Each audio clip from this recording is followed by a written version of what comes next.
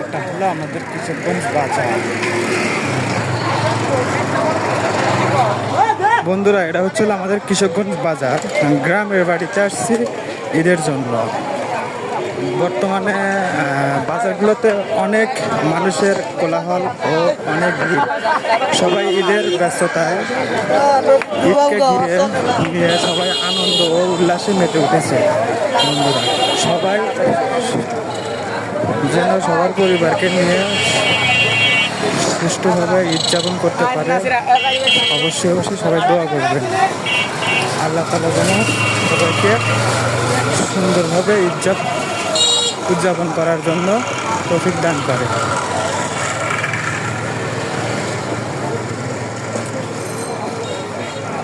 इधर की मार्केट कर लेना कि मामू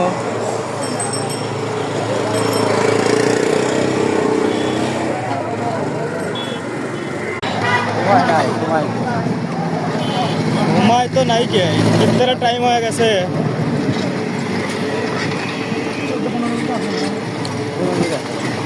15 মিনিট আছে।